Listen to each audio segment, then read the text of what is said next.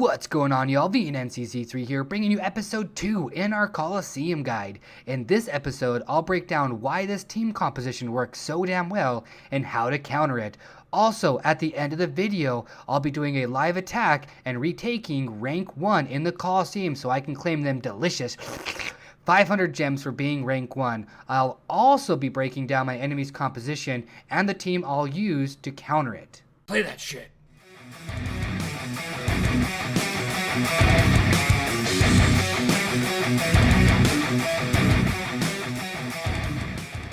This Death Knight team and variations of it work really well, and the number 1 ranked player on K1 uses it. Shout out to Shorty Doo-Wop for holding down rank 1.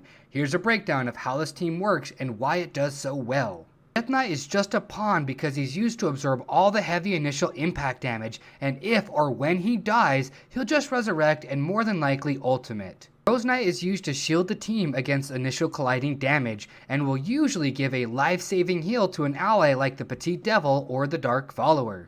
The Petite Devil is used for chip damage, but the real reason she's on this team setup is for her ultimate that deals a good amount of damage and stuns all the enemies for 5 seconds. The Dark Follower is used because he's got a powerful ranged silence ability, but he will also give a powerful group heal and buff Tricksters and Death Knight's damage by a great amount. Last but not least, Trickster is normally used for his disabling abilities, but in this team setup, he's mainly used for his ultimate.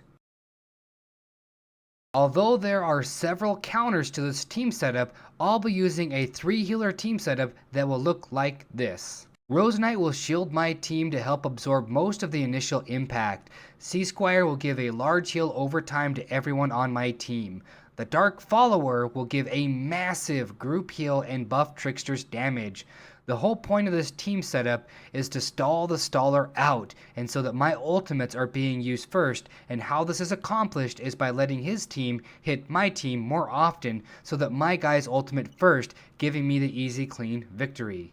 Before I show you this replay, I want to give a special shout out to Mobstar for building this team composition.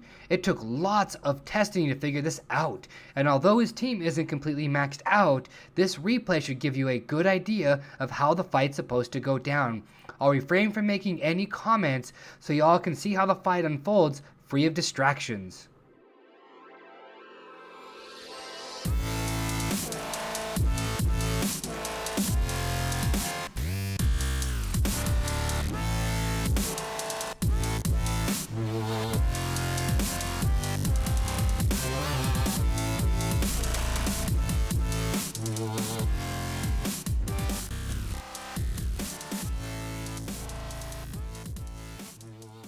And there we go, we got the 5-0 victory.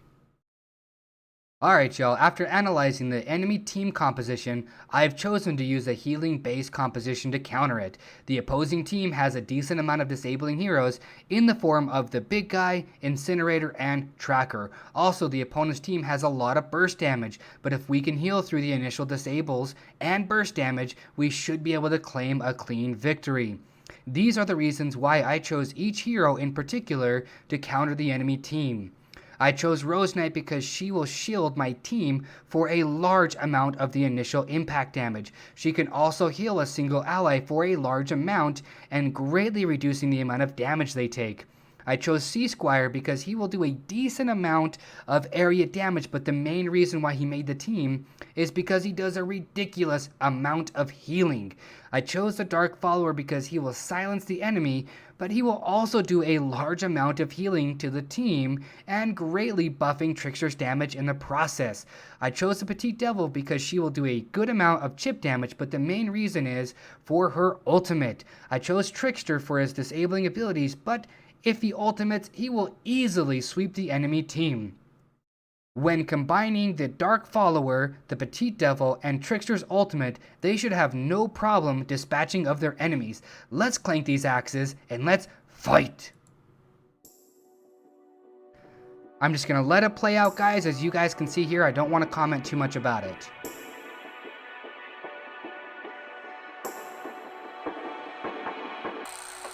There we go. We've got our heals going on. And our guys are getting super close to ultimating. There we go. And it's pretty much GG, as you guys can see. It is definitely a clean victory. And we're going to lose our Rose Knight, but oh wow, we're not going to even lose our Rose Knight. That is absolutely hilarious. So much damage and healing, guys. All I'm going to say is team composition really matters a great deal in the Colosseum.